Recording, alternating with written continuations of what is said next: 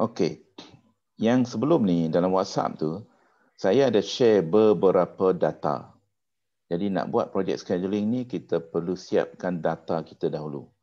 Jadi data yang saya dah siapkan dalam file ni. Nama dia ialah task list. Okey, task list. Yang dalam Excel ni. Dalam Excel ni ada satu sheet yang pertama ni, task table 1.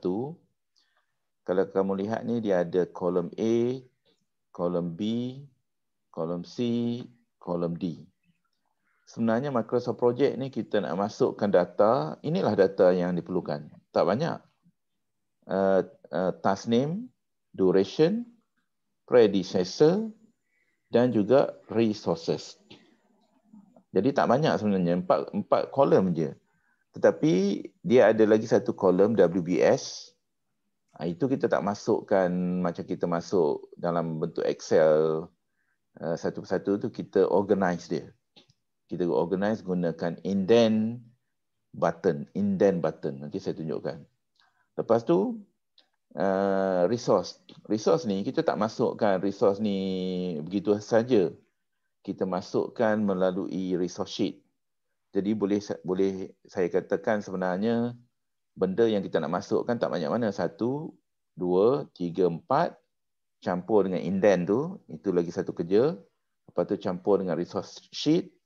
Jadi 4 campur 2 jadi 6. 6 item lah kita nak kena perhatikan. Tetapi sebelum tu kita nak kena, sebelum kita start nak masukkan data yang saya bagi ni, kita akan set kita punya Microsoft Project. Itu kita panggil setting. Lepas tu kita set kalender bila kita nak start project. Dan kita adjust timing of the project. Maksudnya secara default, Microsoft Project ni design Monday until Friday, Saturday, Sunday off. Lepas tu waktu bekerja setiap hari ialah 8 jam. Hari tu saya bagi satu senario. Waktu bekerja 10 jam satu hari. Tiap-tiap hari bekerja, tidak ada off day. Dan setiap bulan 30 hari. Jadi bagaimana agaknya kita nak buat adjustment kat situ, dan kita start projek kita pada 1 bulan 1 tahun ini. Awal tahun lah. Okey, jadi data yang saya bagi ni dalam Excel, nama dia task list, tajuk dia. Ada sheet yang pertama, task table, lepas tu ada resource sheet, lepas tu ada resource unit.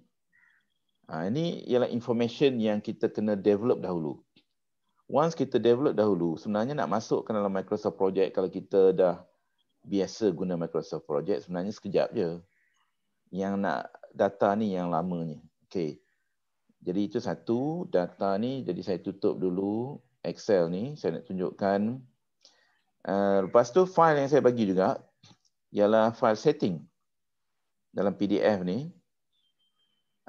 Sebenarnya kalau kamu nak buat untuk contoh kita ni, setting ni semua dah ada dah. Cuma setting ni dia punya interface dia dalam Microsoft 2010, tapi sama je dia punya menu tu. Jadi kamu ikut je satu persatu ni, sepatutnya kamu dapat setting yang sama dengan saya buat. Okey, ini untuk setting. Yang ketiga ialah step. Step by step untuk siapkan kerja yang exercise tu, dia sebenarnya semua dah ada kat sini. Cuma yang saya bagi ni, penulisan ni dia lebih kepada menu 2007 punya menu. Tetapi sama je konsep dia, kita nak macam mana nak masukkan item tersebut. Okay? Tetapi yang sekarang ni saya nak tunjukkan secara ringkas lah macam mana nak masuk. Dan file yang keempat saya bagi, Project S-Curve. Yang ni tak silap saya. Project S-Curve ni. Cuma dia punya date ni, kita kena tukar 1 bulan 1 2021 lah. Begitu juga yang ni, physical progress. Jadi sebenarnya daripada yang maklumat ni, financial cash flow dengan physical progress ni, macam mana kita dapat? Inilah yang saya katakan, kita generate data Daripada Microsoft Project, kita generate data. Microsoft Project boleh draw financial cash flow untuk kita, tetapi dia tak boleh nak bagi graf yang macam ni. Graf comparison di mana yang graf biru ni ialah plan, yang merah tu ialah actual, dia tak boleh bagi. Kita yang kena buat sendiri. Jadi nak buat sendiri itu, itulah yang kita gunakan Microsoft Project untuk generate data yang sebegini. Contohnya kolom A ni ialah date, kita guna date yang kita punya setiap 2 minggu. Sebab apa setiap 2 minggu? Kata kalau kita assume kita claim ataupun update projek kita setiap bulan. Kita tukarlah setiap bulan. Tapi oleh kerana projek saya kecil, saya buat setiap 2 minggu saja. Nak tunjukkan supaya data tu ada banyak sikit, supaya kita boleh draw the graph dan graph tu nampak macam S lah. Jadi daripada situlah kita dapat kolom B dan kolom C inilah yang kita nak kena buat tracking. Tracking itulah yang saya tunjukkan macam mana nak buat folder nombor 3. Jadi kita asingkan dan sebagainya lah. Jadi financial data pun kita boleh dapat, physical progress data pun kita boleh dapat. Jadi yang ini, yang file ini ialah file yang kita kena buat. Tetapi saya tunjukkan dia punya value ni. Jadi sepatutnya kalau kamu buat step by step, kamu pun akan dapat maklumat yang sama. Okay, now sekarang ni saya tutup dulu Excel. So macam mana kita nak start buat? Okay, senang macam ni. Kamu start dengan create satu folder. Folder ni saya panggil folder management. Bila nak buat Microsoft Project, kalau betul-betul lah kita nak buat tracking dan sebagainya, sepatutnya kita buat cara macam ni. Kalau tidak, nanti bila kita buat tracking, kita akan lost track. Kita tak tahu file mana yang kita dah update, lalas sekali, tak tahu bila file yang terbaru. Itu jadi isu. Katakanlah saya letak katakanlah space KL yang semester inilah. Ini kamu boleh letak nama kamu dan sebagainya lah. Okay, katakanlah ini dia punya folder. Okay, saya klik folder ni, saya akan create beberapa folder lain. Okay, saya akan create satu folder nama dia. Folder nombor 1, saya nama dia original. Okay, lepas tu folder nombor 2, ataupun saya boleh copy je pun. Folder nombor 2, saya create plan. Nama dia plan. Lepas tu saya create folder nombor 3, saya namakan actual. Jadi folder original ni sebagai backup kita. Bila kita mula-mula buat, file yang mula-mula kita akan save kat situ sebagai backup. Kita tak sentuh dia nanti. Lepas tu kalau misalnya kita buat revise plan, kita pun akan backup masuk ke original. Revise plan mungkin banyak, 1, 2, 3 sampai habis projek. Jadi kita akan sentiasa ada dekat original folder. Sebab apa? Bila kita buat kerja nanti, kita akan buat kerja dalam folder nombor 2 untuk generate data berdasarkan kita punya target plan. Plan ini, ataupun kita boleh letak tajuk lain, target. Tapi mungkin kita senang kita letak plan lah. Plan versus actual. Itu yang nanti kita akan buat comparison between plan 2, folder nombor 2, dan actual ni ialah folder untuk kita buat tracking. Jadi nanti saya akan tunjukkan satu sampel date untuk tracking. Manakala untuk plan nanti saya akan tunjukkan beberapa sampel target date. Jadi daripada situ nanti kamu akan fahamlah bagaimana cara nak buat dia. Okey, itu ialah dia punya folder management. Apa-apa pun kita buat satu folder yang ada 3 folder dalam kita punya big folder tadi. Okey, sekarang ni kita nak start dengan Microsoft Project. Okey, apa yang kita buat? Kita keluarkan project punya software. Kita akan klik blank project. Okey, dia akan keluar macam inilah, blank project. Dan nama projek sekarang ni ialah Project One. Project One tu maksudnya kita belum save lagi. Jadi sekarang ni apa-apa pun kita save dulu. Kita save as. Nak save as ke mana? Inilah kita akan save as ke dalam folder yang kita create tadi. Cari mana folder tadi. Where is that thing? Okay, kita create dalam folder ni. Kejap. Where is that? Ni saya. Okay, kita akan save dalam folder nombor 1, original. Jadi, apakah dia punya file name? Jadi, saya cadangkan kamu letak nama masing-masing. Supaya nanti bila kamu submit tu, saya tahu file tu siapa punya. Okay, letak nama Rahim ke apa, ikut kamu punya nama. Jangan letak nama saya. Okay, saya punya Rahim lah. Dalam folder nombor 1 dan klik save. Okay, sekarang ni file kita, kalau kamu tengok dekat atas tu, nama Rahim tertutup sikit dengan itu. Jadi itulah file name kita. Jadi sekarang ni, we are ready to masukkan data. So, sebenarnya Microsoft Project ni, dia simple je. Kita masukkan task name, duration, predecessor, dan kolom yang terakhir sekali ialah resource. Jadi habislah dia punya cerita dia. Tapi macam saya kata tadi, ada beberapa step lagi yang nak lengkapkan. Saya boleh kata ini 4 kolom, 4 campur 2, campur lagi 3, 6, 7, 8, 9. Macam ada 9 benda lah yang kita nak kena buat. Okay, step yang pertama. Okay, step yang pertama, tekan file, kita akan buat setting dekat ni, file option. Okay, file option. Jadi, kalau kamu ikut video saya tu, saya akan tekan display dulu. Display ni dalam USD. Jadi, cari MYR. MYR ialah Malaysian Ringgit. Jadi, kalau misalnya simbol ni dia keluar R sahaja, katakanlah macam tu, kita tambahlah M dia. Sebab kita punya RM. Kita bukan rupiah, rupi, rial dan sebagainya. Okey, jadi yang lain-lain tu, mungkin kalau misalnya ni, entry bar ni dia tidak bertik tu, kamu tik. Jadi dalam display itu saja yang kita boleh tukar. Currency, entry bar ni kita tikkan. Okey, jadi kita dah selesai untuk display. Jadi kita jangan klik OK dulu. Kita siapkan setting dulu. Then only kita akan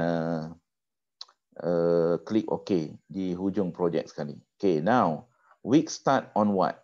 Okay, yang ni kita tengok untuk 1 hari bulan 1 yang lepas baru ni. 1 hari bulan 1 basically dia jatuh pada hari mana saya punya kalender. Okay, 1 hari bulan 1 jatuh baru ni ialah pada hari Jumaat. Jadi kalau hari Jumaat, kita klik hari Jumaat. Itu yang betulnya. Kalau kamu tak klik tarikh yang betul, nanti bila kamu plot S-curve, dia akan, kamu punya ni dia macam pelik sikit. Dia bukan start pada hari yang betul. Memanglah sebab kamu tak set hari yang betul. Lepas tu, Januari. Januari dah betul dah. Kalau kamu siap, kamu start projek 1 hari bulan Februari. 1 hari bulan Februari jatuh pada hari Isnin. Jadi kena tukar hari Isnin. Dan fiscal year ni kena tukar kepada Februari. Ikut fiscal year yang kita buat projek. Itu baru betul. Okay, Januari kita dah siap dah. Ni. Okay, then yang ni boleh klik. Kalau misalnya sekejap lagi kita boleh klik. Okay. Yang use starting year ni memang sekarang ni kita dalam Januari, that's okay lah. Sebab kadang-kadang kita guna year lain. Box ni kamu boleh klik. Katakanlah kamu nak plan untuk next year.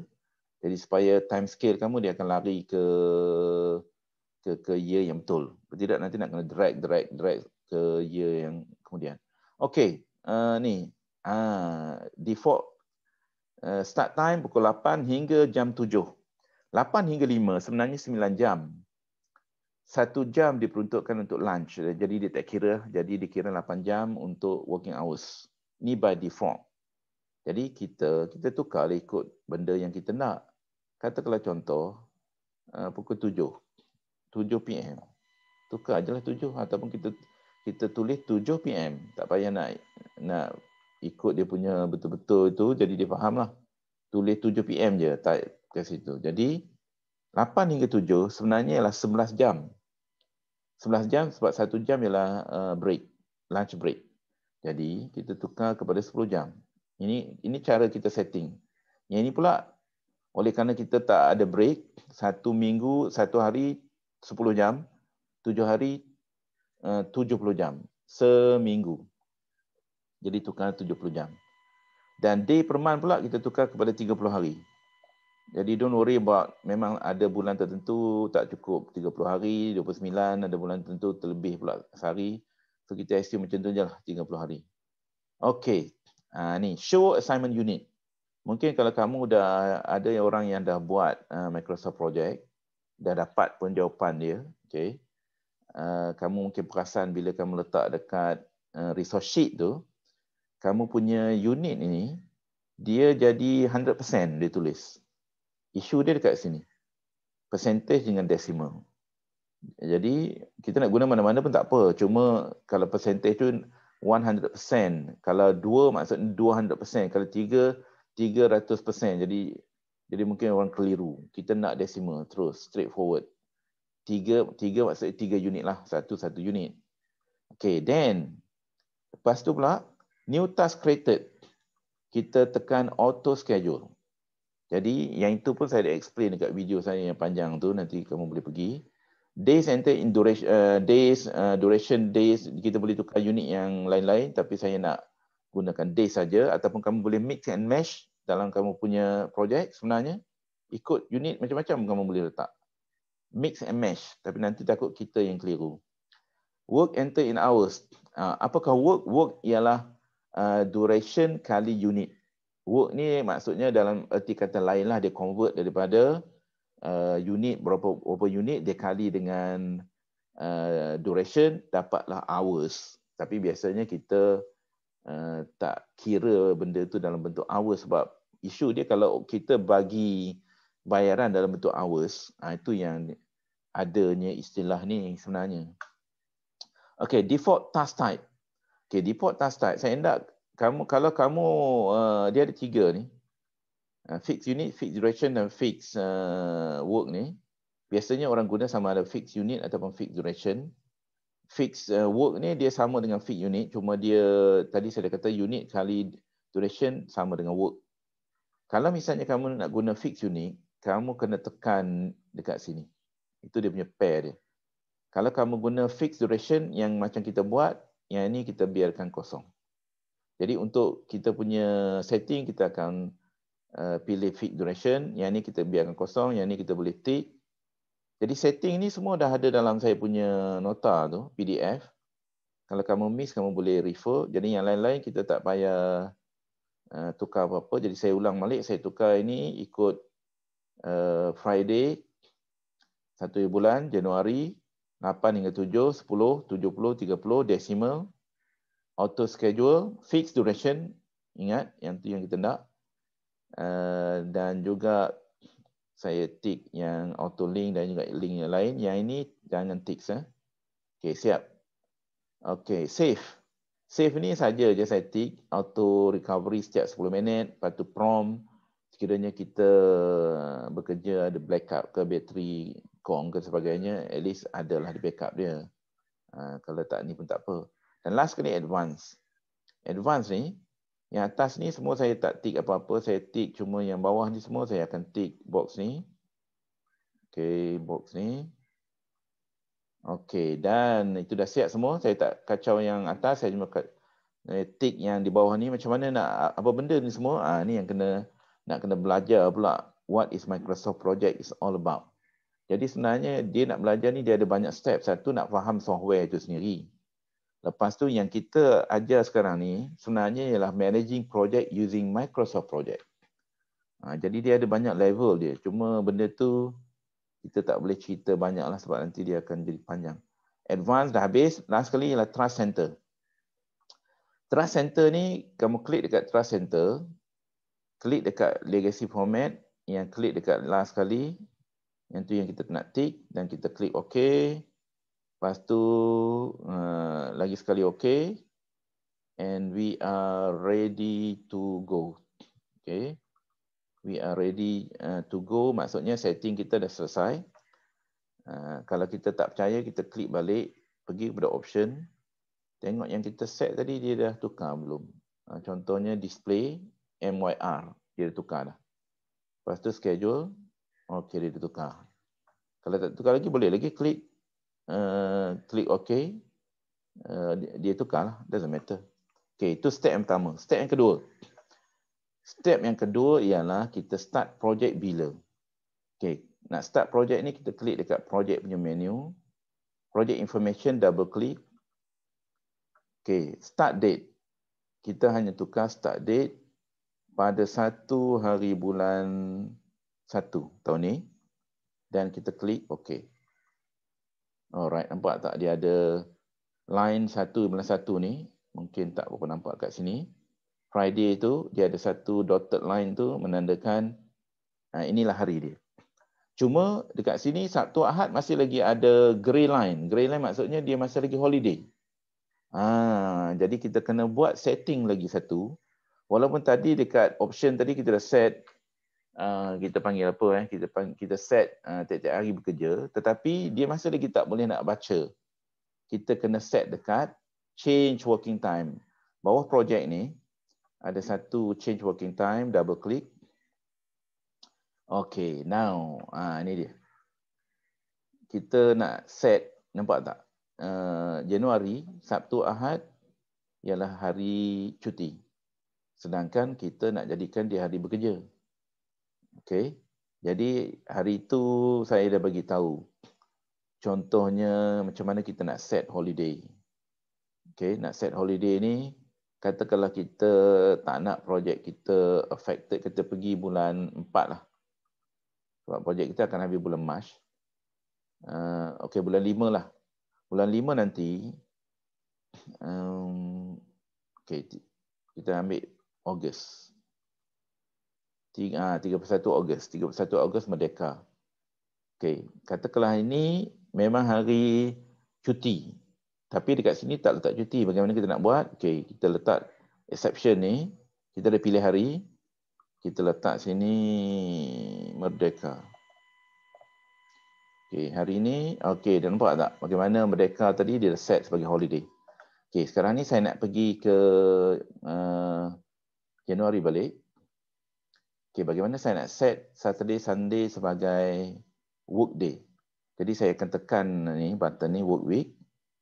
Lepas tu, bila tekan work week, tekan detail. Dia akan keluar ini. Oleh kerana tiap-tiap hari saya set benda yang sama, jadi saya kena pilih semua. Saya pilih semua, saya boleh tekan control button ataupun shift button, hold dan release dia. Jadi saya boleh pilih macam tu lah. Yang ini saya tekan shift button, saya pilih. Lepas tu klik kat sini, okey dia pilih all. Lepas tu saya tekan set days ni, yang button ni saya set. Dia tanya kita pukul berapa? 8 hingga 12, okey, sesi pagi. Sesi petang 1 hingga 7. Yang ni 7. Jadi kita set dia 7 PM. Okey, bila dah set 7 PM, klik OK. Dan klik OK. Nampak tak dia punya kalender tadi telah pun di-set tiap-tiap hari bekerja. Kalau kita tak percaya, kita tekan balik change working time.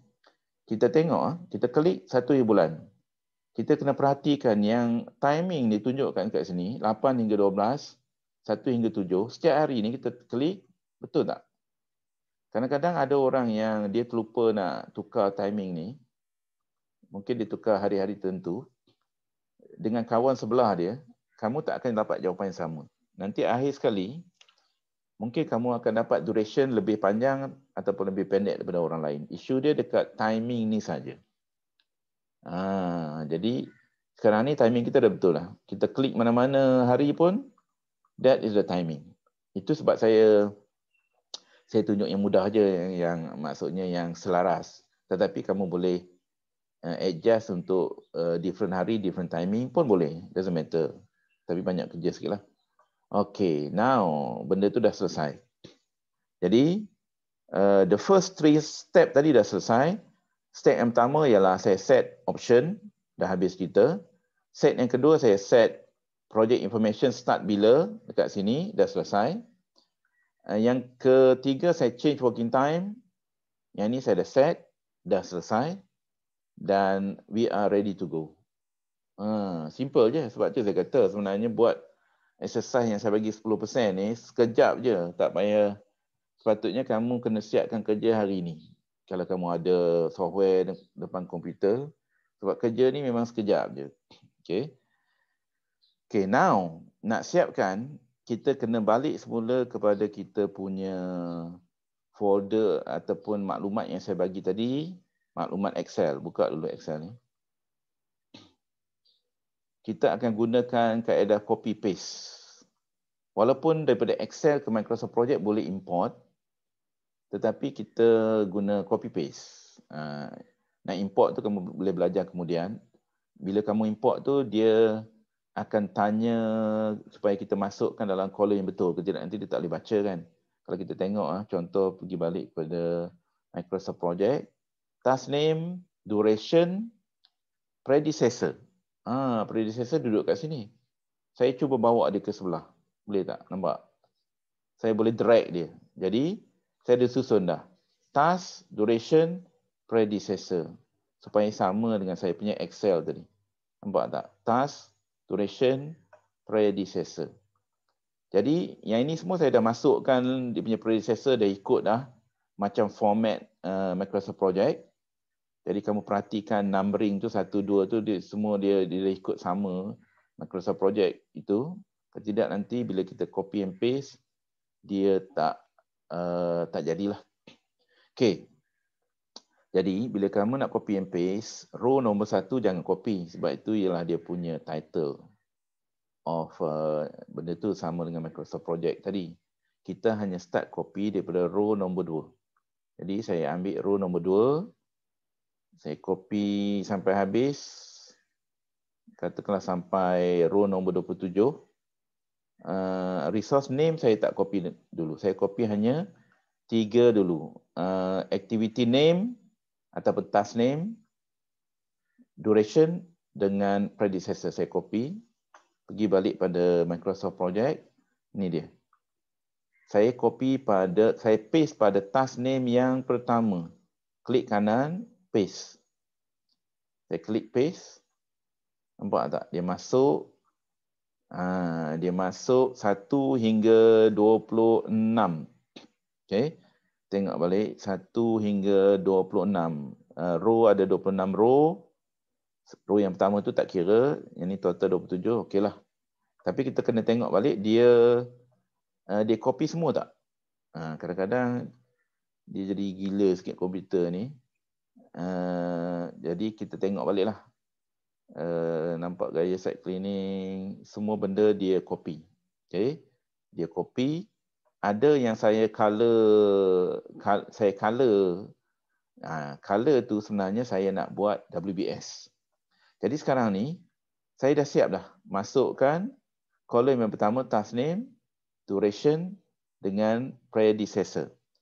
Kalau dia tanya kepada kita nak save atau tidak, kita akan cakap save. Sebab inilah file yang kita sedang bekerja dan it is the right thing. Kita klik save. Yes, jadi dia dah save dah. Okay. Sekarang ni, kita dah masukkan 1, 2, 3 kolom. Okay. Sepatutnya kalau misalnya kamu masuk task name dahulu, tanpa masuk duration dengan predecessor pun boleh, kamu akan organize kamu punya project ni according to WBS. Okay, sekarang ni step yang seterusnya, sebelum saya continue dengan melengkapkan data ni, dia tak lengkap lagi, saya akan klik dekat duration punya kolom, saya klik kanan, insert column. Insert column apa? WBS, W. Nampak tak? WBS, dah keluar, kita klik.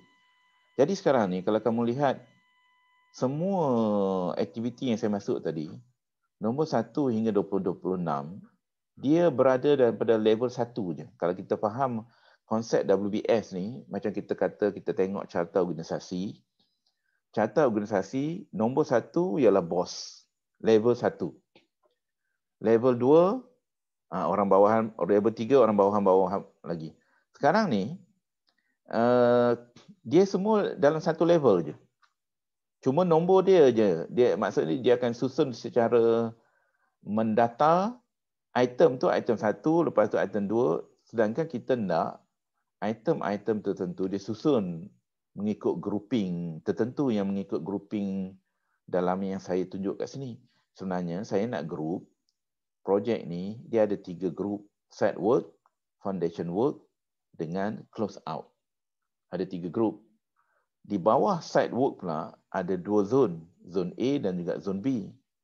Manakala di bawah foundation pula ada zone A punya kerja, ada zone B punya kerja.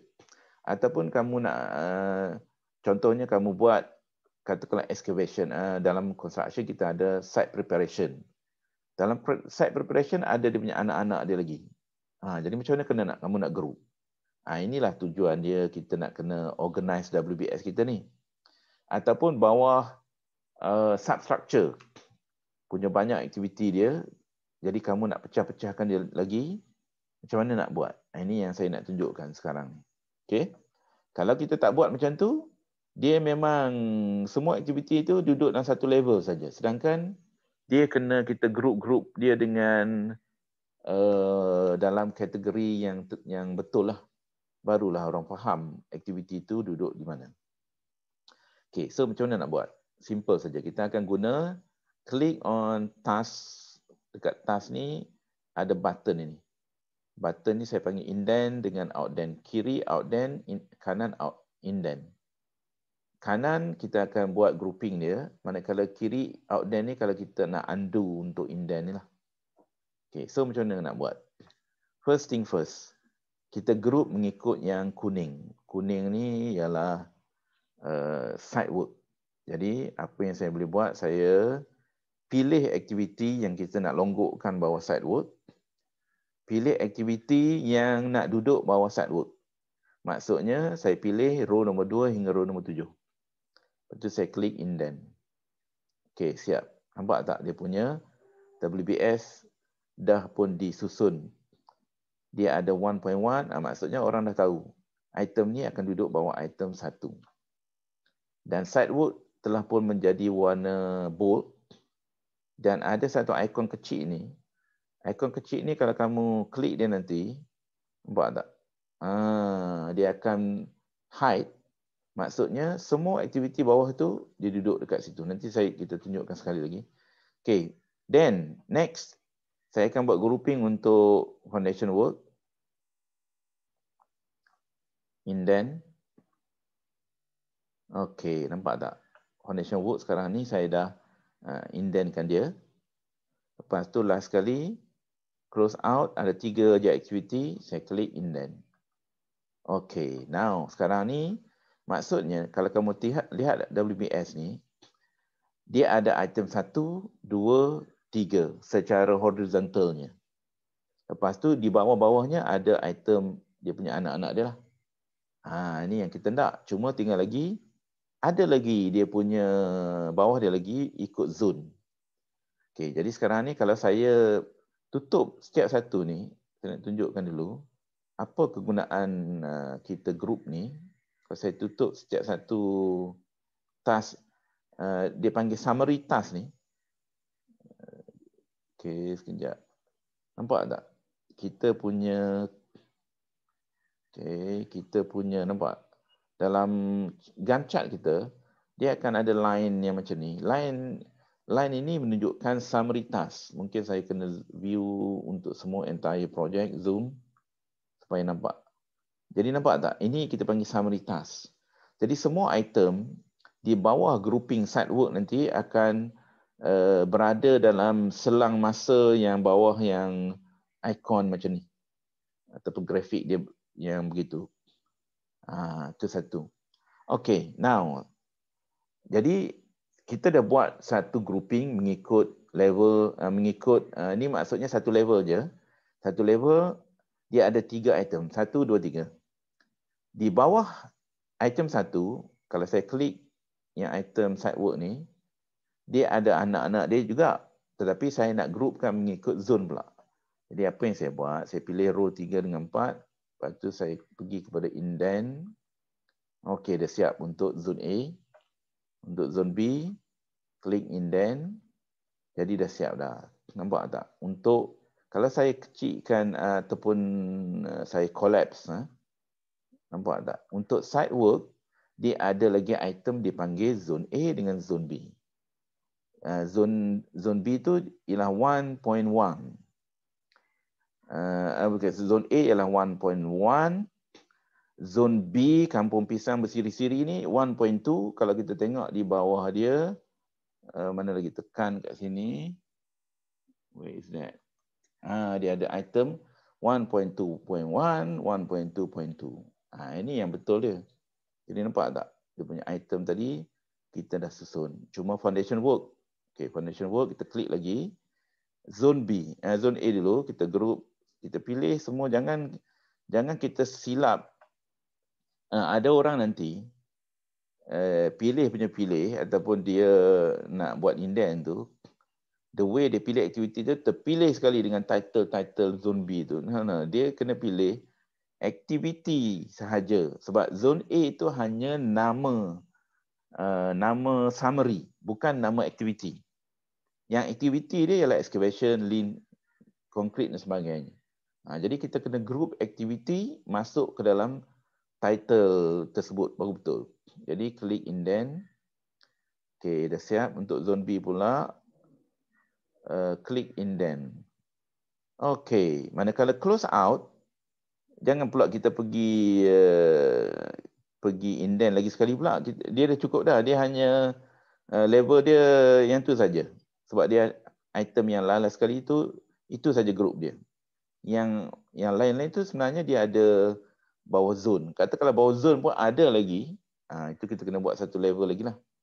Okey, jadi sekarang ni saya dah klik untuk semua. Okey. So, sekarang ni dah siap kita punya scheduling sebenarnya. Cuma ada satu lagi, kita panggil, kalau kamu lihat, Microsoft Project ni dia ada numbering dekat sini, 1, 2, 3 ni. 1, 2, 3, 4, 5 ni ialah auto generate. Sebab Microsoft Project dia tidak mengenali nama aktiviti tersebut. Dia hanya mengenali sistem numbering ni dia attach pada aktiviti manalah ataupun task name yang mana. Itu ialah auto generate. Okey, kalau orang tanya kita, kalau misalnya kamu sendiri nak check kerja kamu ni betul atau tidak. So, macam mana nak check? Ada satu cara. Kamu boleh pergi ke project, project information, double click, kamu boleh click on statistic.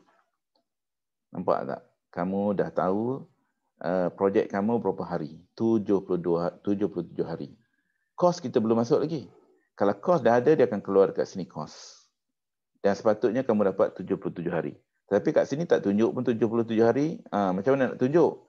Kita keluarkan summary. Projek punya overall summary. Projek punya overall summary ada pada row nombor 0. Banyak kontraktor yang kadang-kadang buat Microsoft Project, dia pergi letak row nombor 1 tu nama title project dengan overall project duration. Tak payah, dia dah ada dah dalam Microsoft Project. Kita tekan dekat format, menu. Ini dia. Project Summary Task. Tekan saja yang tick yang kotak ni. Nampak tak? Dia dah keluar row nombor 7, 77 hari. Nanti bila kita masukkan cost, overall cost pun dah akan keluar kat situ. Cuma kita tak keluar je lagi cost tersebut. Dah tahu dah. Tak payah nak pergi dekat project tadi. Kalau kita klik project pun boleh. Tapi sebelum kita pergi ke klik project tu, okay, di bawah format ni ada lagi critical task. Kamu boleh klik on critical task. Then kamu akan nampak yang merah ni ialah critical task.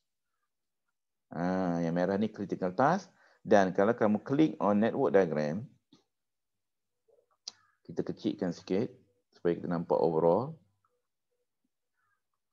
Okay, network diagram. Yang kita punya diagram ni ialah yang 4 segi. Yang kita panggil bersegi-segi ni ataupun yang trapezoid ni, dia ialah summary.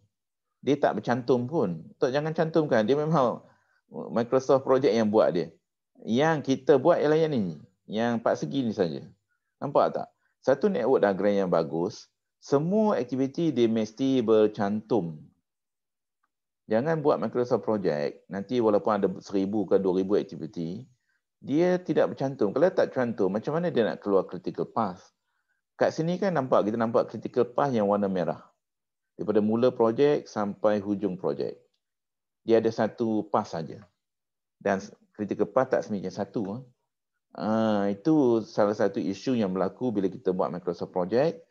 Ada aktiviti yang tidak, dia mungkin bercantum dengan yang mula-mula. Lepas tu yang belakang dia hanging macam tu saja. Itu benda yang tak berapa bagus. Nama pun network diagram. Network diagram ni mesti dia bercantum dalam satu network. Then only benda tu jadi betul dan baru kita nampak dia punya Microsoft Project, dia punya critical path dia keluar. Okay, pergi balik pada Gantt chart kita. Okay, sekarang ni kita dah siap. Almost everything kecuali yang seterusnya ialah resource. Okey, jadi dah nak siap dah. Resource saja belum siap. Dan kalau kamu tekan resource, okey, sekejap ya. Kalau kita tekan resource, okey, jadi benda ni besar sangat. Kita boleh hide kolom ni. Kalau kamu klik kolom ni, kamu boleh klik hide. Benda tu akan hilang. Tetapi dia bukan delete. Microsoft Project, semua kolom dia tidak hilang. Sama ada kamu nak insert kolom apa ataupun nak hide kolom apa. Kalau tidak, nanti dia jadi terlalu banyak, tak muat dalam skrin kita. Okay, tapi yang ni saya cuma nak tunjukkan kecil sikit. Okay. Resource. Katakanlah survey. Kamu klik pada resource ni, kat sini, dia tak keluar apa, kosong. Sebab kita belum masuk any resources yet. Okay, cara nak masuk resources, kita masuk resources pada resource sheet. Okay, kita masuk pada resource sheet. Okay. Pada resource sheet. Alright. Now, macam mana nak masuk dalam resource sheet? Okay, cari menu kat sini, kat sebelah kiri ni.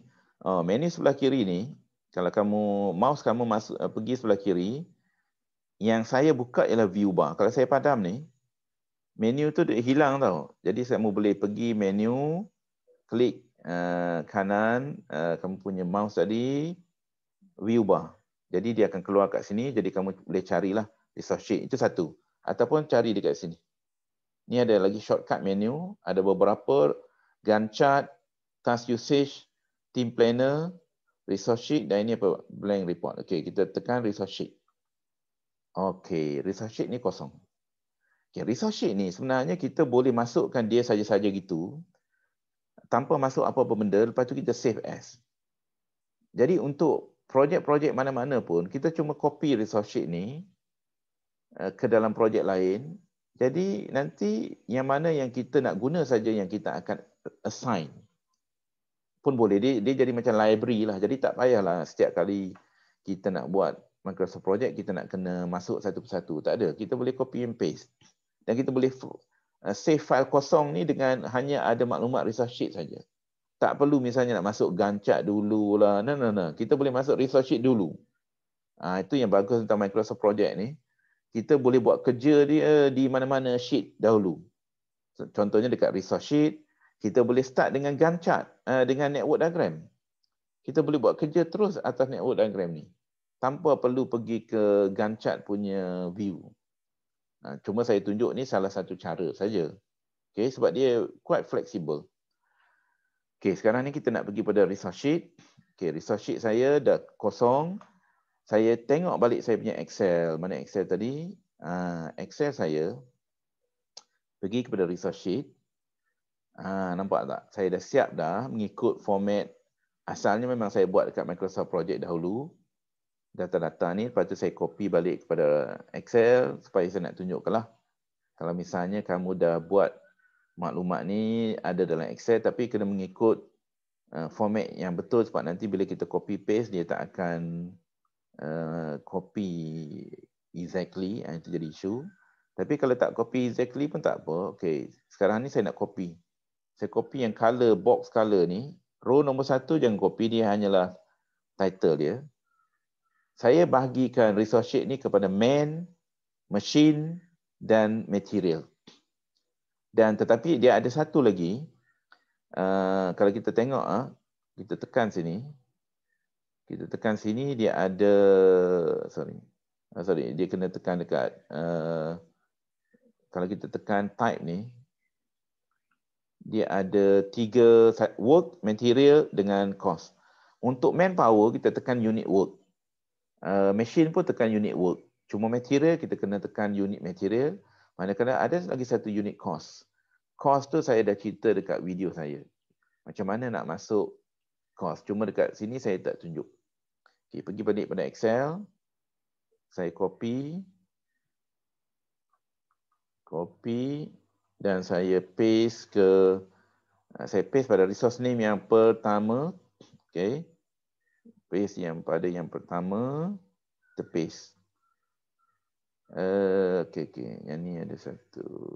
Cancel dulu. Ini saya padam dulu sebab tersilap. Delete resource. Okay, saya paste pada yang ni.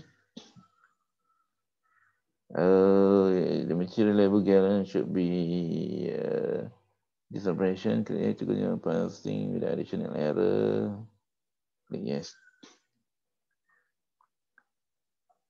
Apa pasal jadi? Yes, sekejap. Okay. Jadi, bila dah saya paste tadi, dia dah masuk. Cuma kadang-kadang dia ada isu macam tadi lah. Okay. Ada benda-benda yang dia tak copy sebab isu format dia tadi tak betul. Kalau kamu perasan, dia tak copy dekat sini. Ni tak copy. Dan juga yang ni dia tak copy properly. Okay. So, tak kisahlah. Nanti kita pergi ke sini. Kita punya ni. Yang ni kan. Kalau kita try copy paste. Kalau dia terima, okey lah. Kalau tidak, kita boleh paste. Kita kena type satu-satu sikit ke untuk beberapa. Nampak? Dia dah okey dah kat situ. Yang ini pula. Okey, yang ni dia tak copy tadi. Copy. Okey. Jadi kita copy kat sini. Alright. Paste. Okey, kalau dia tak paste gitu, kita tengok balik 650. Okey, sekejap Okey, 6. Lepas tu 50. Okey. Ni tadi 6 6 saja. 50 lepas tu 15. Ni 15.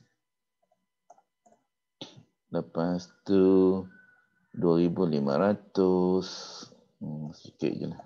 Itu. And then 30, 210. 30,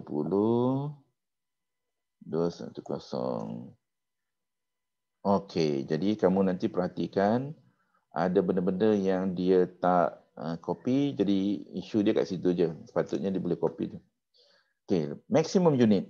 Ini yang saya tukar tadi daripada decimal daripada percentage kepada decimal. Jadi yang ni sebenarnya kita set sendiri, maksudnya katakanlah surveyor, berapa ramai surveyor yang kita nak be at the site, kita kata at one time, maksimumnya. Macam barbender kita nak 16 orang.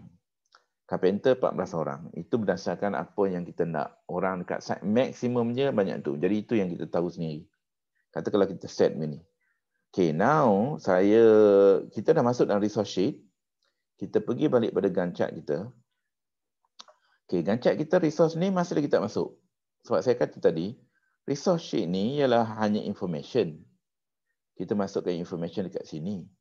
Tetapi dekat resource sheet, dekat Gantt chart, resource name kita, kita nak kena assign resources. Okay. Contoh saya tunjukkan satu survey.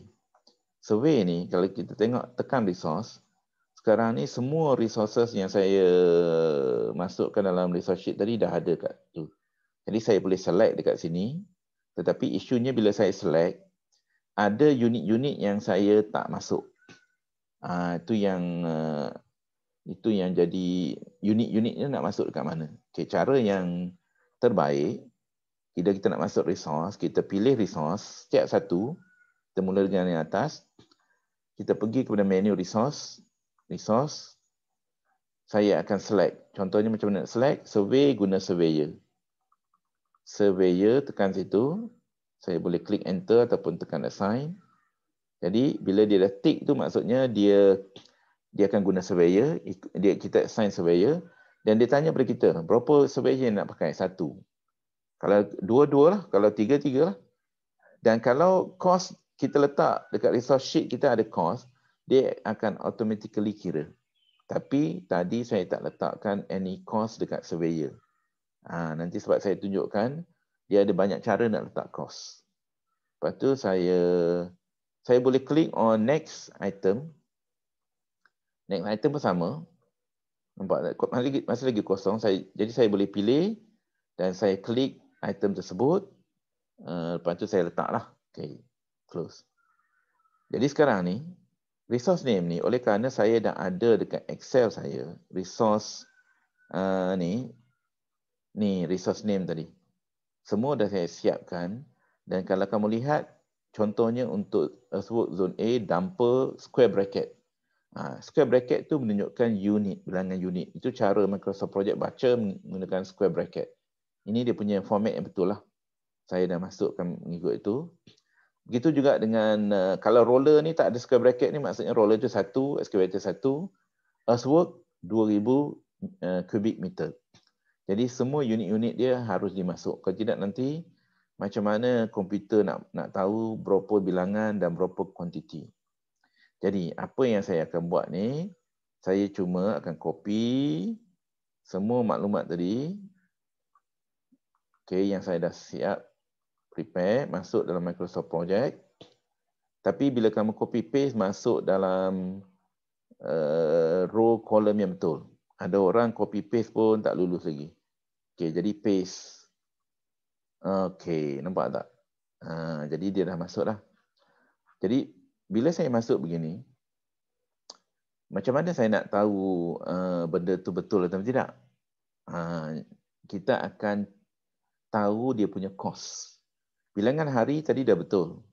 Bila kita masukkan resources, cost pula yang akan menjadi penentu kamu masuk mengikut betul dan tidak.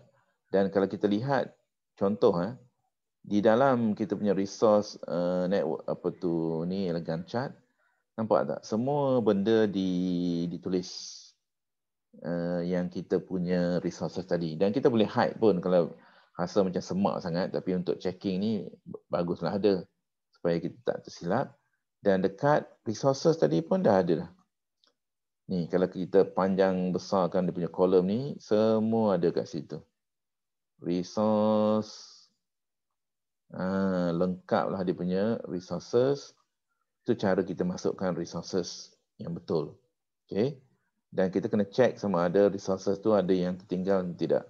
Dan kalau kamu perasan ada satu kolom ni, ada 2 orang merah. 2 orang merah, yang tu yang kita nak. Kalau kamu masukkan resources ada ramai orang merah, maksudnya cara kamu masuk tu ada yang tak betul. Okay. Alright. Now, jadi bila dah habis benda tu, kita tengok balik kita punya resource sheet. Okay, resource sheet kita, carpenter adanya orang merah. Apa isu dengan orang merah ni? Dalam video saya dah tunjukkan kita dah belajar tentang resource leveling, resource smoothing. Microsoft Project, dia ada function resource leveling. Maksudnya kalau sekarang ni, orang ni, dia dah terlebih. Macam mana terlebih? Saya boleh klik dia, lepas tu saya check resource graph. Dekat bawah ni ada resource graph. Mana dia punya item, resource graph. Saya klik resource graph. Okey, nampak tak? Jadi maksudnya, aktiviti kita ada carpenter ni bekerja dekat formwork zone A, ada formwork zone B. Apa yang berlaku? 5 hari adanya overlap di antara kerja dekat zone A dengan zone B. Zone A perlu 8 orang, zone B perlu 8 orang. 8 campur 8 jadi 16. Sedangkan dalam resource sheet kita, kita letak ialah 14. Jadi itulah yang komputer ni dia bagi pada kita indikator. Yang maksudnya apa yang kita jadi isu. Jadi kita scheduler yang kita kena perhatikan indikator ni sebab Microsoft Project dia anggap sebagai tool. Dia tak boleh berjalan dengan sendirinya, dia hanya membantu kita. Kita kena bayangkan kalau misalnya aktiviti itu beribu, macam mana kita nak tengok satu persatu tanpa misalnya kalau misalnya Microsoft tak tunjukkan indikator tertentu. Jadi that is the reason lah.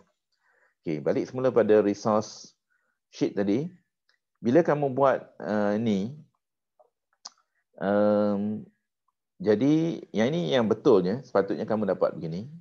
Cuma tinggal lagi kita untuk step yang seterusnya di dalam folder nombor 2 dan juga nombor 3, kita nak masalah ni selesai. Macam mana nak selesai? Kamu add ni bilangan ni kepada jadikan dia sebagai 16. Okey, jadi masalah tu selesailah. Jadi dia punya further explanation dia ada dekat video saya. Macam mana isu ni sebenarnya apa benda. Okey, dia resource conflict. Jadi salah satu solution kita boleh add more resources. Salah satu solution lain ialah kita modify kita punya bar dan sebagainya aktiviti supaya kita tak perlu tambah resources tetapi kita modify. Contohnya kita buat lag dia negatif. Kita cuba resequence balik. Cuma kita tak nak mengganggu tempoh penyiapan projek. Okay. Tempoh penyiapan projek masih lagi pada 18 hari bulan 3. Kita tak ubah apa-apa. Okay, jadi ini ialah sekarang ni orang merah tadi dah hilang. Okay. Last kali kita nak check cost. Okay, nak check cost, kita boleh pergi kepada item ni yang ruang di sebelah kecil ni, kotak ni, klik kanan. Entry ni maksudnya default. Default view kita ialah pada entry punya view ni. Kalau nak pergi check cost, kita boleh tekan cost ni. Ni shortcut dia. Sekarang ni dia dah bagi pada kita kita punya kita punya apa? Cost. Okay. Cost keseluruhan. Tetapi cost ni kalau kamu perhatikan setiap satu kita panggil aktiviti sepatutnya ada cost. Tetapi ada aktiviti yang dia tidak ada cost. Cost dia kosong. Survey kosong. Earthwork okey ada. Dan sebagainya. Ada beberapa yang tak ada cost. Tak logik lah. Kalau benda tu tak ada cost, aktiviti tak ada cost. Jadi dia mesti ada cost. Cuma tinggal lagi cara memasukkan cost tersebut sama ada dengan cara kita pergi balik dekat entry tadi. Entry. Katakanlah saya tekan ini. Earthwork. Bila kita tekan assign resource, ini dia. Nampak tak? Saya letak dumper 4. Earthwork 2000 cubic meter, excavator 1 dan juga excavator roller 1. Nampak? Cost dia ialah 12,000 datang dekat earthwork. Kenapa saya guna konsep unit rate? 2,000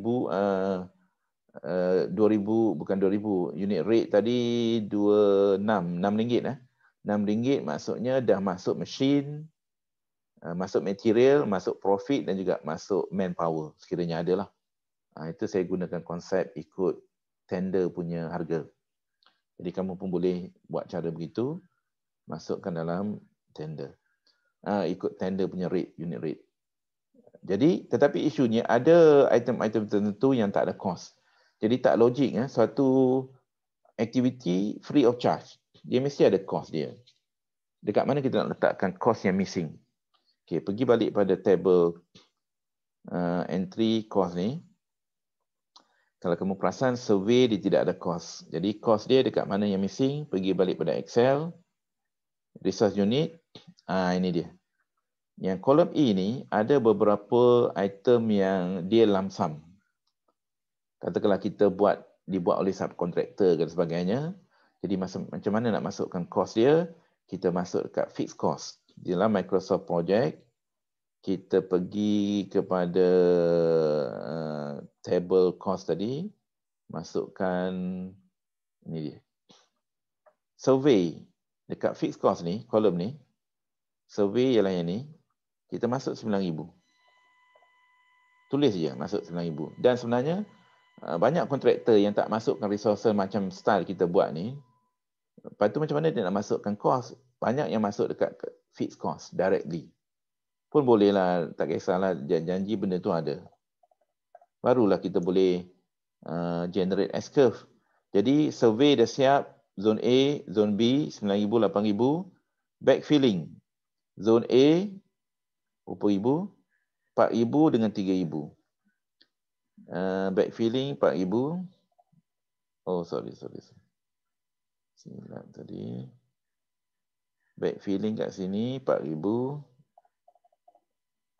Okey, lepas tu backfilling dekat sini 3,000. Lepas tu 4,000 untuk cleaning. Okey, that should be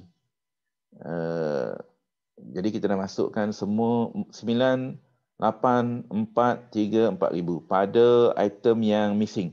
Yang item lain-lain tu semua dah ada dekat unit ni. Saya dah masukkan tadi guna konsep copy paste. Dia dah ada unit-unit tu. Jadi daripada unit tu, lepas tu daripada unit rate yang ada dekat Microsoft Project ni, yang ni, resource sheet kita tadi, itulah dia punya cost yang dia calculate, dia auto calculate. Okay.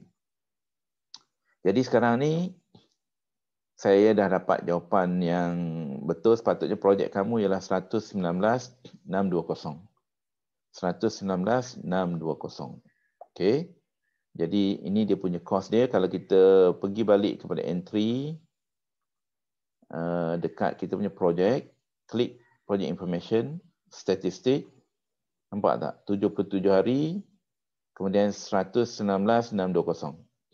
Itu ialah cost yang betul.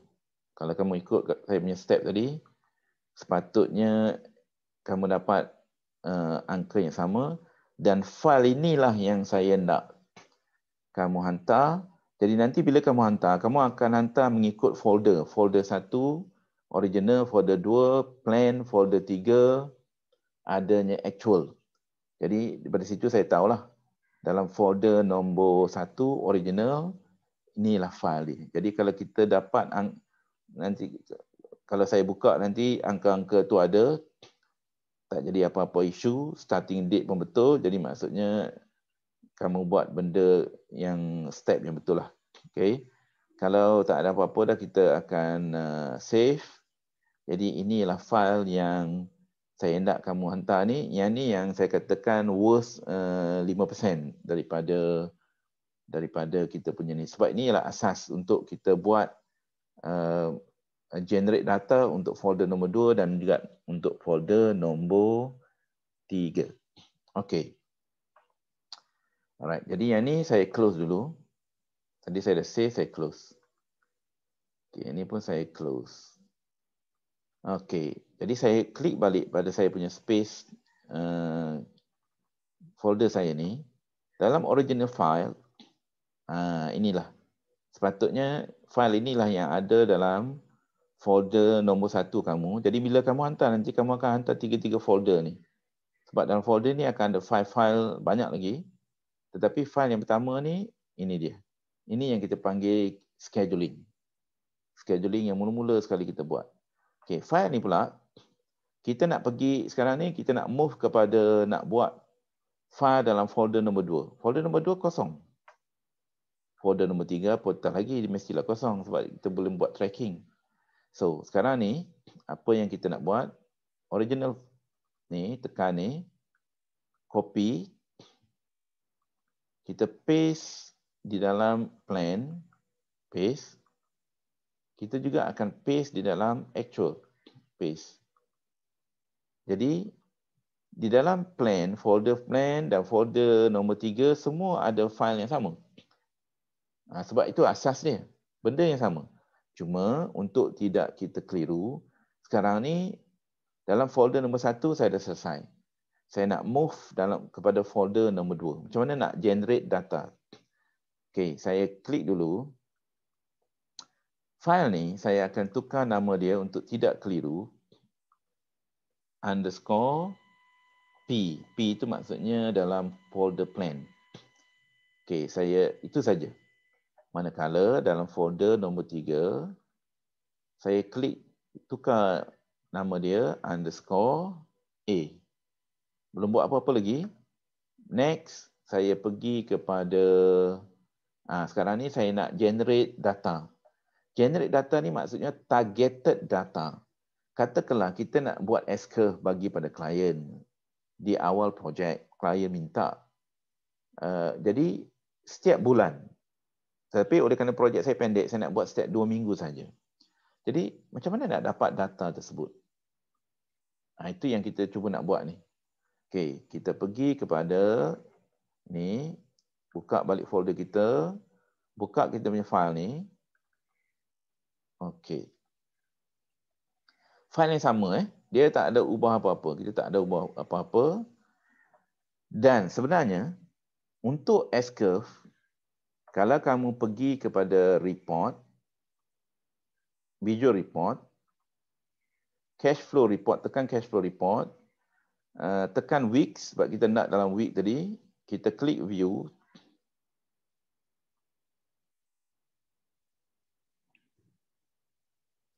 Jadi dia akan connect dengan Excel, kecuali kamu punya Excel tu ada isu. They may be currently waiting for input. Okay. Kalau dia ada isu, dia tak keluar. Sebab dia bukan isu apa, isu connection dia dengan Excel je. Okay, now dia dah keluar. Okay, dia keluar macam ni. Apa file ni? Apa S-curve ni? S-curve ni, data dia ada dekat sini. Nampak tak? Dekat ni, chart dengan task usage. Kamu klik task usage. Kamu kena kembangkan yang box yang ada tanda plus ni. Kembangkan dia. Sebab itu dia punya, sebab cara Microsoft Project ni, dia ikut quarter. Quarter tu maksudnya 4 bulan yang pertama. First quarter, second quarter, third quarter, fourth quarter. Itu style American punya lah. Jadi, sebenarnya setiap minggu, dah ada dah cumulative cost kat sini. Dan daripada sini, sebenarnya kita dah boleh plot graph. Dan graph dia pun dah ada. Inilah S-curve dia. Nampak tak? Setiap 2 minggu, apa dia punya value dia? Katakanlah untuk minggu kedua. Ni dia. Minggu kedua, saya tandakan kuning. Nampak?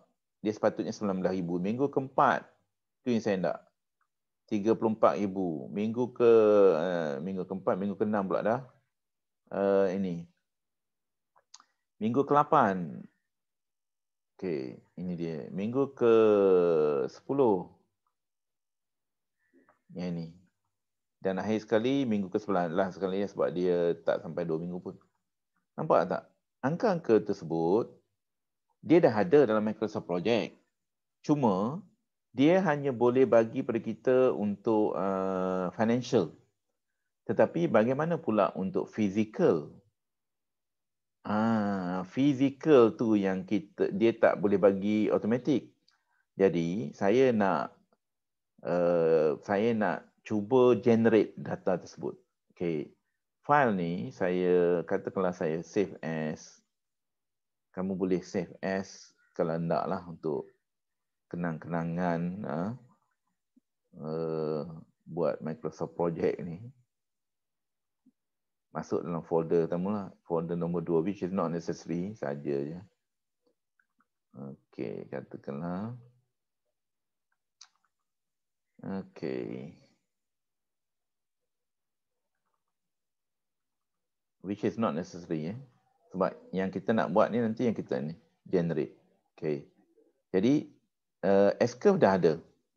Cuma isu dia, kadang-kadang kita nak dalam bentuk bulan, dalam bentuk sekian-sekian date, yang tu yang jadi masalah macam mana kita nak dapatkan angka tersebut. Sedangkan Microsoft Project tu dia kalau bagi macam tu saja. Okay, jadi saya tutup ni dulu untuk ni. Okay, now saya nak generate maklumat di dalam folder. Itu yang saya panggil generate data untuk dapatkan apa? Dua benda. Okay, yang ni WBS ni saya hide dulu kolom dia sebab saya dah tak perlukan dia. Yang saya perlukan sekarang ni saya nak insert kolom percent complete. Ni dia percent complete. Saya nak insert kolom actual cost. Okey, dua, nampak tak? Dia kosong dengan kosong. Actual cost tu maksudnya financial cash flow. Percent complete maksudnya physical progress. Okay, physical progress. Jadi kita boleh generate kat sini dan kita boleh nampak. Okay, cara dia macam mana? Dia ada step by step, dalam video saya pun ada, cuma kita nak tunjukkan very quickly. Tunjuk-tunjuk pun sekarang ni dah 1.5 jam. Nampak tak? Dia lama benda ni. Okay, so tak apalah saya tunjuk beberapa ni je. Okay, cara dia yang pertama, pergi kepada project. Untuk the next 2 weeks, kita ingat kita start project 1 bulan 1. Kata kalau kita nak generate data 2 minggu selepas kita start project, agak-agaknya berapa persen yang kita sepatutnya complete. Itu yang kita panggil target. Dan berapa duit yang kita dah belanjakan daripada kita punya kerja yang kita plan. Jadi caranya tekan project information. Okay, kita hanya tukar kepada current date. Current date ni kita pilih 2 minggu daripada yang tarikh mula projek. 1 bulan 1 tarikh mula projek, 2 minggu ialah itu yang kita punya target kita nak generate information. Kalau kamu nak generate information setiap seminggu, setiap 3 minggu, pilihlah tarikh 3 minggu. Atau setiap sebulan, pilih tarikh sebulan daripada mula projek ni. Saya tunjuk setiap 2 minggu. Setiap 2 minggu 14 bulan. Okay. Kita klik 14 bulan untuk current date. Status date 14 bulan juga. Dan kita klik OK. Itu step yang pertama. Nothing happen yet. Okay, nothing happen yet. Step yang kedua. Klik on update project. Klik update project ni. Klik dia. Nampak tak? Date tu dah keluar. Kita cuma agree ataupun confirmkan. Klik OK. Nampak tak? Sekarang ni dia dah keluar. Dia keluar pada kita. Pada 14 hari bulan, kalau kita bekerja, ikut schedule ni, sepatutnya kita dah achieve 15%. Dan sepatutnya kita dah spend 19,040. Itulah yang saya tunjukkan dalam Excel saya sebelum ni. Data yang saya dah share sebelum ni ialah yang ni. Mana dia? Saya share. Ini dia. S-curve. Okay. Jadi 1 hari bulan 1 tarikh start projek. Kalau 14 hari bulan 1 sepatutnya kita ada achieve yang ni. Nampak tak? 19 itu yang angka yang sekarang ni kita dapat. Itu daripada segi financial cash flow. Physical progress pula ialah yang ni, 15. Itu yang kita dapat. Dan bila kita dapat angka tu, yang itulah yang kita plot dalam graf. Ini untuk financial cash flow. Untuk physical saya tak plot. Ini kita plot sendiri. Microsoft Project tak plot macam ni punya cantik. Kita yang plot sendiri sebab kita dah dapat data tadi. Dan data inilah yang ditunjukkan yang sekarang ni saya sedang buat. Nampak tak? Dapat 15 dengan actual cost. Jadi dah dapat dah. Untuk 14 bulan. Jadi, apa yang kamu buat, bila dapat angka ni, kamu file, kamu save as, di dalam folder nombor 2, plan, tekan yang tu, kamu letakkan file tadi kamu save as sebagai 14 bulan Januari 2021. Itu cara dia dan kamu save. Sebab apa? Ini ialah data yang kamu generate untuk bulan 14 bulan. Bagaimana pula dengan 2 minggu selepas ini pula? Jadi 2 minggu selepas ini, kamu guna file yang sama ni, saya tak tutup apa-apa file. So, kamu repeat balik proses yang sama untuk 2 minggu akan datang, 28 bulan. Klik project information, 28 bulan. Test status date, 28 bulan. Klik OK. Update project. 28 bulan, klik OK. Nampak tak? Dia dah bergerak 3/3, 3/7. Nampak? Kalau kita tengok balik Excel ni, ini dia dah bagi yang kedua. Saya color dengan yang lain. Nampak tak?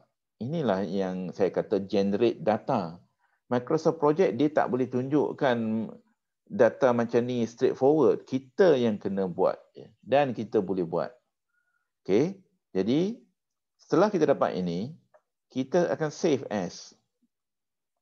File save as dalam folder nombor 2, 28 bulan.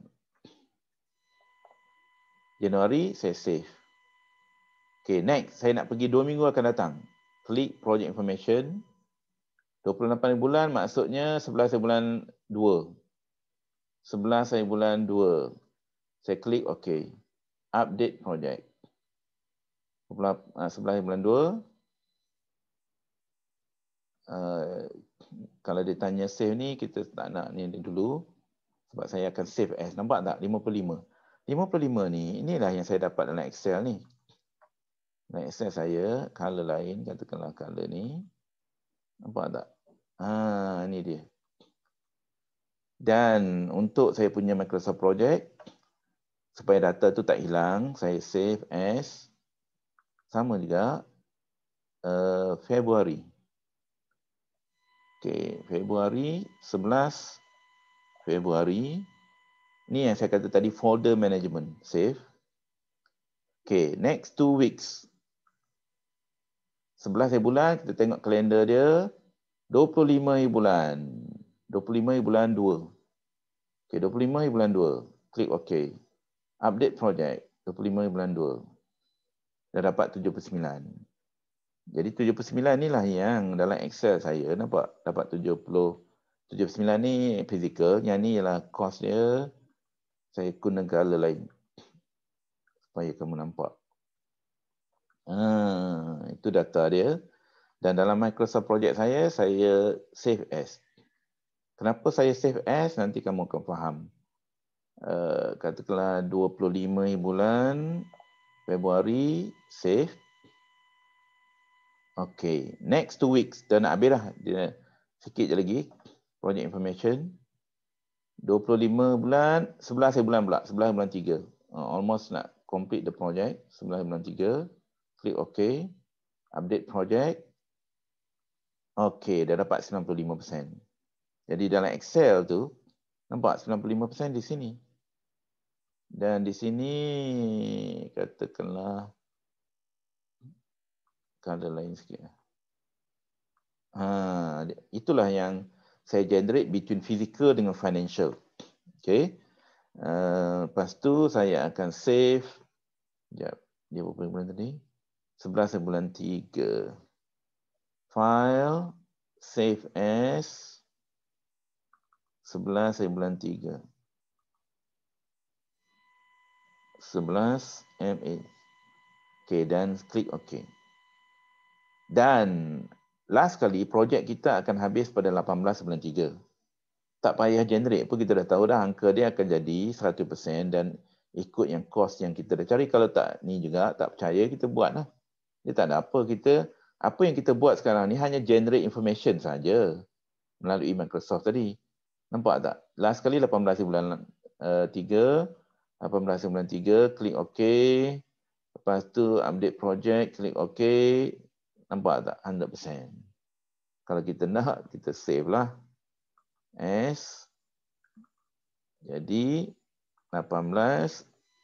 Okey, dah siap dan save. Jadi ini yang dalam folder nombor 2. Folder nombor 2 ialah targeted. Targeted supaya kita dapat angka-angka ni, daripada angka ni kita boleh draw graph yang warna biru ni, yang kita panggil plan. Untuk fizikal saya tak draw. Jadi kalau kamu dah ada data ni, senang je pilih data ni, pilih macam ni, lepas tu automatically pilih insert ke whatever, dia akan draw automatically kita punya chart tadi. Ikutlah, pilihlah series yang mana. Okey, dah siap untuk kita punya ni. Okey, next. Next, yang ni ialah untuk folder nombor 2. Okey, pergi balik pada saya punya Excel. Bukan Microsoft Project. Jadi semua data tadi dah complete, saya pun dah save tadi dan saya akan tutup. Tutup yang Microsoft Project. Okey. Alright, so pergi pada saya punya space. Dalam folder nombor 2, yang ini, file ini. Jadi inilah semua file yang kamu kena email pada saya. Okey, tadi jadi sebab tu saya kata, kamu email semua folder ni. Zipkan, masukkan email untuk dapat 10%. Sebab dia ada jawapan dia dekat original ni satu, tu. Lepas tu ini untuk targeted punya information, dan yang terakhir sekali ialah actual. Jadi saya nak tunjukkan satu saja. Okay, dalam actual ni ialah cara kita nak buat tracking. Dan sebelum kita mula, bila kita nak buat tracking, folder nombor 3 harus semua file harus di save baseline terlebih dahulu. Untuk folder nombor 3. Yang folder nombor 1, 2 tak ada. Untuk tracking. Okay. Ramai orang mungkin tak faham ke konsep dia. Jadi ini kita nak cerita. Bila nak buat tracking, kita kena save baseline. Jadi, buka folder nombor 3. Okay, kita buka file tersebut. Okay, dah siap. Jadi, file yang sama. Tak ada ubah apa-apa. Sebab dia file ni daripada original folder tadi. Cuma sekarang ni, katakanlah saya dah start projek pada 1/1. Ni real site punya work. Jadi, bila saya dah buat kerja, mestilah saya dah tahu kerja tu dah siap banyak mana dan sebagainya. Jadi, saya nak update. Jadi, update tu yang kita panggil tracking. So, macam mana kita nak buat? First thing first. Saya akan delete ataupun hide ni, kolom ni. Saya akan insert benda yang sama macam saya buat dalam folder nombor 2, percent complete. Dan insert kolom actual cost. Ini ialah untuk kita buat tracking. Tadi hanya target saja. Sekarang ni yang real punya. Okay, jadi benda yang sama. Okay, sekarang ni sebelum kita kata tadi dalam folder nombor 3, semua file ni mesti di-save sebagai baseline. Macam mana nak tahu file ni dah save baseline atau tidak? Kita boleh check dekat ni. Pergi pada project, double click project information, klik statistik. Bila klik statistik, tengok bawah baseline. Baseline 000. Maksudnya file ni belum di-save sebagai baseline lagi. Itu satu cara. Cara yang kedua. Saya nak pergi kepada saya klik dekat sini. Dekat task Gantt chart ni, saya klik pada yang sekarang ni kita sedang klik ni ataupun view ialah pada Gantt chart. Klik pada tracking gun. Kamu klik pada tracking gun, kamu akan nampak macam ni. Persen ni. Okey, setiap satu aktiviti ni, dia punya bar dia ialah satu bar saja.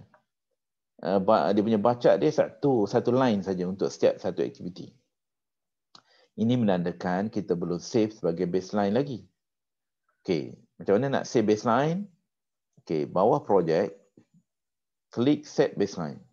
Set baseline ataupun clear baseline. Clear baseline ni nak undo the baseline tadi. Tapi kita kena faham, untuk kita nak buat tracking, untuk mula-mula sekali, nampak tak? Baseline ada banyak. Kenapa ada banyak? kerana kita boleh revise plan. Katakanlah selepas 3 bulan projek itu dah berlangsung, tiba-tiba kita dapati projek kita slow, kita submit revise plan. Bila kita submit revise plan, kita kena save sebagai baseline yang baru, baseline nombor 1. Lepas tu baseline nombor 2. Sebab benda yang dah berlalu, kita tak boleh buat apa-apa lagi. Dia akan jadi macam historical record. Yang kita fokus pada benda yang akan datang. Sebab tu dia ada banyak baseline. Okay, kita klik baseline, kita klik OK. Tengok apa berlaku nanti pada grafik ni. Klik OK. Dia dah ada 2 bar untuk setiap satu aktiviti. Dan bar yang di bawah menandakan baseline. Bar yang di atas menandakan benda yang akan bergerak. Baseline maksudnya dia akan capture semua data maklumat sebagai macam dia log lah. Macam contohnya katakanlah kita nak bandingkan diri kita sekarang dengan 10 tahun akan datang, mestilah kita kena ambil picture kan, selfie. Okey, sekarang ni kita kurus. 10 tahun akan datang, kita pun tak tahulah jadi apa. Jadi mesti kita nak log dulu. Sama juga dengan komputer. Kalau dia nak bandingkan dengan actual, dia punya maklumat tu bergerak, dia tak boleh, dia kena log maklumat. Itulah tujuan baseline. Dia akan log segala maklumat yang asal, dan kalau kamu pergi kepada Project Information Statistic, kamu akan nampak tak baseline 77, 74 ni semua, dan baseline ni dia tidak akan berubah. Yang akan berubah ialah current. Current ni maksudnya yang bar yang di atas tu. Nanti bila kita buat sebagai satu contoh nanti kamu akan nampak dia akan berubah. Okay, now saya nak tunjukkan satu contoh. Katakanlah selepas 2 minggu kita buat kerja. 2 minggu ni kalau kita tengok kita besar sikit. Dalam konteks ni time scale ni kadang-kadang kita tak nampak dia tuliskan. Katakanlah saya double click time scale. Saya pilih bottom tier. Bottom tier ni saya pilih yang 1. Ini boleh tak? 1 ni. Klik OK. Nampak? Saya time scale tadi saya tukar kepada 1. Maksudnya hari pertama, hari kedua sampailah hari terakhir projek. Nampak tak? Senang. Jadi, kalaulah 14 hari yang pertama, 2 minggu, hari pertama sampai hari 14, agak-agak apakah aktiviti yang dah mula, yang dah siap ataupun yang bermula belum siap. Jadi daripada view ni pun kamu dah nampak. Survey. Setting out zone A sepatutnya dah bermula dan mungkin dah habis. Sebab dia beberapa hari je kan. Jadi untuk sebut zone A, dia dah bermula tapi tak habis. Sebab aktiviti dia panjang sikit. Untuk yang survey setting out zone B pun mungkin dah bermula tapi belum habis. Dan itulah sebenarnya aktiviti yang kamu kena update. Jadi tak semua aktiviti dia akan bermula ataupun in progress. Sebenarnya aktiviti tertentu saja. Jadi sebenarnya kalau kita pakai Microsoft Project, kita jadi scheduler, kita update tiap-tiap hari, tak banyak mana pun. Updating tu mungkin beberapa aktiviti saja, bukan semua aktiviti dah start dah pun. Jadi itulah sebenarnya yang kita kena buat. Jadi yang ini sekarang ni saya tunjuk contoh. Katakanlah selepas 2 minggu, berdasarkan maklumat dekat site, real maklumat dekat site, saya dah dapat maklumat. Jadi saya masukkan dalam saya punya program ni, saya akan generate percent complete. Yang actual punya tahu. Dan juga actual cost. Actual cost ni maksudnya cost berdasarkan yang kita budget, yang kita plan. Bukan actual cost. Actual cost ni mungkin orang kat sini orang keliru. Dia bila kita bagi Microsoft Project pada klien, benda yang kita bagi tu sama dengan dalam tender punya. Jadi kalau kita kontraktor, dia nak lihat cost sebenarnya yang dia plan dengan cost yang actual punya, itu separate file. Itu cerita lain. Jadi sepatutnya kontraktor kalau dia nak ada untuk dia punya cost cost management dia sendiri, file tu kena dia buat berasingan. Sebab yang kita maksudkan dengan cost ni, actual cost ni berdasarkan yang tender punya amount. Okay. Kalau misalnya kita buat, sepatutnya kita siapkan kerja tu, cost dia 10,000, tapi kita hanya buat sekarang ni 8,000. Apa maksudnya? Bukan kita saving. Maksudnya ada lagi benda yang kita tak buat. Itu maksudnya, sebab tu dia kurang 2,000. 2,000 tu bukan kita berjimat. Ini mungkin orang, dia kadang-kadang Microsoft punya projek ni, dia punya terminologi dia tak sama dengan terminologi yang realitinya, yang kita belajar kadang-kadang lain. Sebab tu kita nak kena faham. Certain terminologi yang digunakan itu, dia maksud dia lain. Okey, sekarang ni saya nak tunjukkan contoh. Tadi ingat tak, dalam folder nombor 2, kita dah ada nilai pada, kejap, Excel kita. Ini dia. Untuk financial, pada 14 bulan, target kita ialah 19,000. Tetapi actual ni kita tak tahu lagi. Begitu juga dengan physical. Physical pada 14 bulan 15%. Actualnya kita tak tahu lagi. Angka-angka yang saya letak ni dekat kolom C ni, macam mana dia dapat? Inilah yang saya nak tunjukkan dalam ini sebagai contoh. Jadi untuk folder nombor 3, kita buat satu contoh saja. Dan kamu perlu hantar yang satu contoh saja. Sebab saya tak bagi data untuk melengkapkan keseluruhan. Okey, kita fokus kepada row nombor 3, 4 dan juga row nombor 6. Itu saja aktiviti yang kita kata berlangsung dalam masa 2 minggu. Okey, now sekarang ni macam mana saya nak buat? Okey, bila saya nak update dalam folder nombor 3, saya pilih setiap aktiviti satu persatu. Saya pilih aktiviti nombor 3 dulu, atau row nombor 3. Then saya klik menu task. Dekat menu task ni ada mark on track ni. Mark on track. Okay, kalau dia tanya save, jangan save dulu sebab kita tengah buat kerja ni. Okay, kita boleh buat macam ni lah. Project information. Januari 14. Lepas tu yang ni Januari 14. Klik OK. Okay, nothing will happen yet. Okay, itu satu. Sebab kenapa saya buat macam tu? Nanti bila kamu buat report tu akan bagi pada 14 bulan Januari. Kalau tidak, dia tak keluar yang 14 Januari tu, status dia. Okay, sekarang ni barulah kita pergi kepada step yang kedua. Step kedua ialah kita pilih aktiviti, pergi pada task. Ni, mark on track ni, kita update task. Kita jangan update projek, kita update task. Sebab kita akan update setiap satu task yang berkaitan saja. Klik update task. Dia akan keluar dialog box ni. Dia tanya pada kita. Okay, survey setting out zone A ni, katakanlah kita kata aktiviti itu dah bermula dan juga habis.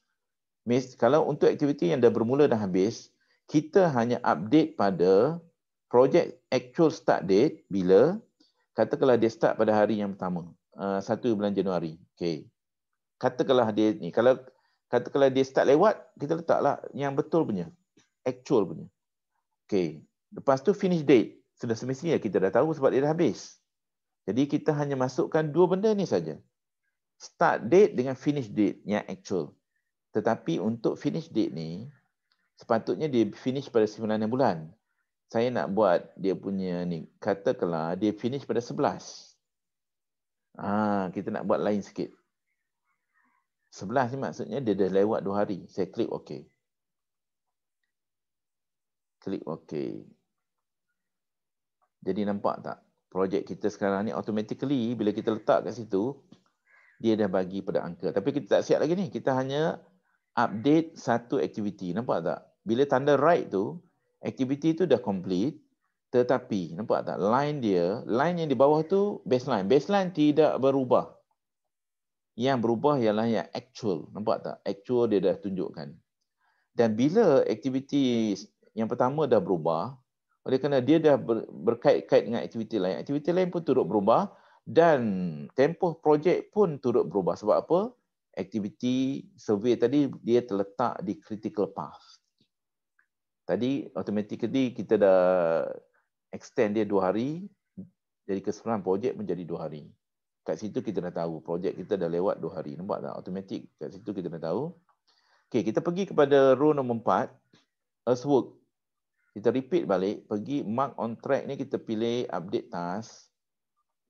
Okey, katakanlah contoh aktiviti survey zone, bukan survey, earthwork zone A ni, dia bermula pada hari yang sama dengan current dia. Current dia 12 bulan 1. Tengok 12 bulan 1, kita tekan 12 bulan 1. Tetapi, aktiviti ni kita assume dia belum habis. Bila belum habis, kita tak boleh letak date sebab kita pun tak tahu date dia lagi. Yang kita boleh letak ialah percent complete. Percent complete di sini dirujuk kepada aktiviti ni. Agak-agaknya kita macam mana nak tahu percent complete? Kita pergi tengok kuantiti lah. Kita pergi tanya surveyor, bukan orang kat site. Kan ada rekod-rekod semua daily, berapa output satu hari itu agak-agak berapa dan kita assume 20%.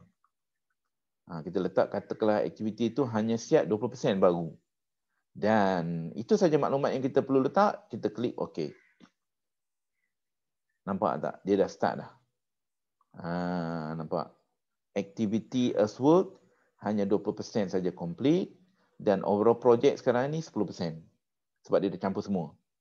Cuma belum lengkap lagi. Katakanlah survey zone B, bukan survey setting out zone B. Dia aktiviti yang ketiga ni sama juga, dia dah start tapi belum siap update task. Katakanlah dia tarikh start kita tahu 12 bulan 1. 12 bulan 1 dan dia belum complete. Katakanlah dia hanya complete 10%. Jadi kita klik on OK. Nampak. Jadi dah siap dah. Inilah satu contoh bagaimana kita generate ni percent complete secara keseluruhan projek kita dan actual cost dia untuk tempoh 14 minggu yang pertama. Itu cara dia. Dan file ni jangan lupa kita save as di dalam folder nombor 3. Ini kita buat underscore 14 Januari sorry. Januari 2021 dan klik save. Nampak save ni dan angka inilah yang dalam Excel saya tadi, ini dia kolom C dengan kolom H tu, itulah di mana angka tersebut keluar.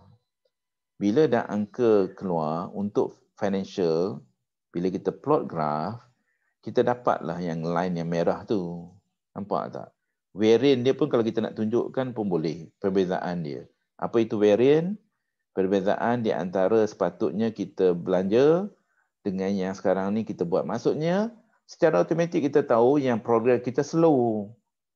Kita kerja kita tak siap lagi. Banyak benda tak siap sebab dah delay untuk aktiviti yang pertama. Sebab tu kita belanja pun kurang. Itu maksudnya kat sini. Dan dalam Microsoft Project tadi, dia pun dah tunjuk kat situ, ini yang maksud saya kita generate angka berdasarkan actual progress. Dan kalau kita pergi pada projek, tekan project information, statistik, nampak tak dia tulis kat sini. Current project 79 hari, actual 8,5 hari itu yang kita dah spend so far ialah 12,200 cost yang kita spend so far dan dia punya persen pun kat sini duration pun 11%. Work ni ialah dia punya measurement yang lain tapi untuk physical ni katakanlah kita ambil berdasarkan duration 11%. Sama yang kita letak kat sini. Semua angka tu dah ada kat sini tapi saya dah letakkan dalam kolom tersebut. Okey, jadi apa tujuan kita buat folder management macam ni? Ada satu lagi tujuan untuk buat comparison. Tapi sebelum pergi comparison, jadi nak habislah kita punya kelas ni, saya nak tunjukkan dekat network diagram. Kamu tekan network diagram, kamu nampak tak? Untuk aktiviti yang dah siap akan dipangkah. Contoh survey dipangkah.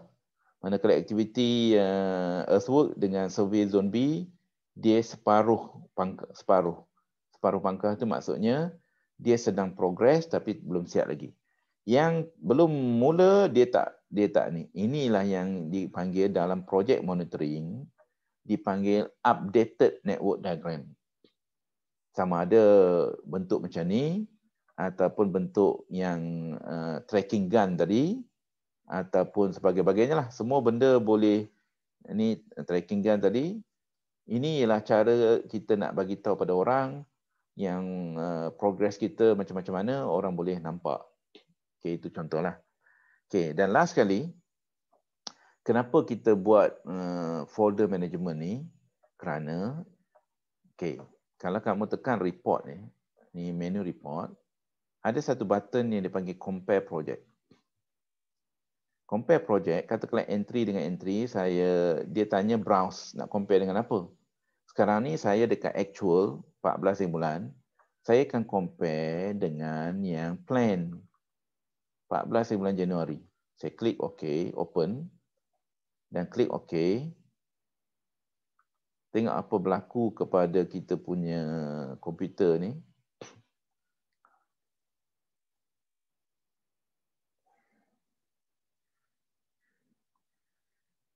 Okay.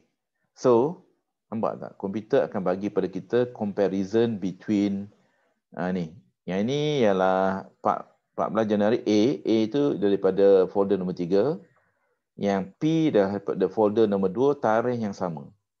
Jadi kita boleh nampak apa yang kita plan ni daripada P dan apa sebenarnya yang berlaku.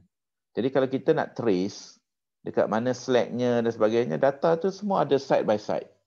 Dia bagi comparison.